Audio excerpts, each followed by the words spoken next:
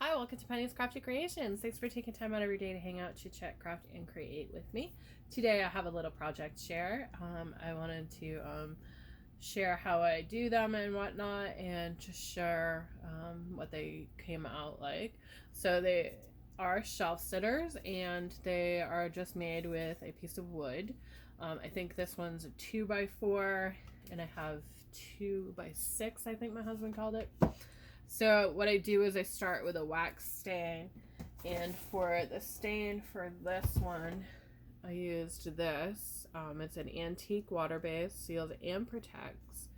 And you paint it on and then you wipe it off, and it gives this beautiful dark finish.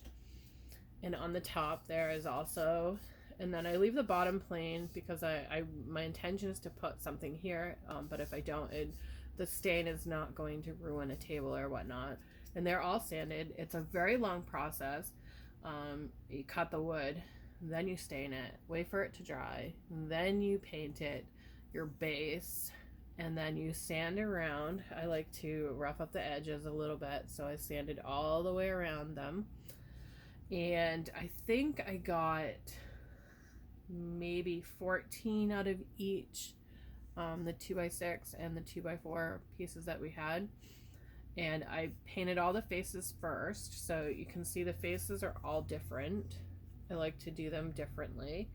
And so we have this one here, then we have this, and I have a whole bunch more. I just don't want to bog you down with it. So with this one here, I took a different shade of green and painted him. So then after I paint them, they have to sit to dry. Then I seal them with an acrylic sealer, and then I'm coming through after I do that acrylic sealer, and oops, I need this one. After I do the acrylic sealer, I'm coming through with my Cricut and I'm lettering them with different sayings. So this one says Happy Grinchmas. Sorry about my chair. And then this one here is going to say Grinchy, and I'll show you how I do that after. So they're all going to have some kind of saying on them. My chair is extremely squeaky today. So this one here, I had originally painted white, and then I painted purple for the background after I painted this guy here. I still have some touch-ups to do on this one, and then I want to go around again and rough up the edges a little bit with that, and then it will have the saying here. And I did do some of them in solid white, and I did the little sticking the tongue out on this one. So they're all going to have different sayings, and these are available only through my fairs, so it's not something that I do on my site because shipping can be anywhere from $10 to $15, and I just feel that's not good for somebody to pay the price of the item and then a $15 shipping fee because it's heavy, it's wood, and then I wrap them and everything. So you can see they're all different. They take about 2 hours to do just one to get it completely finished. And then this year I'm adding the girls to them.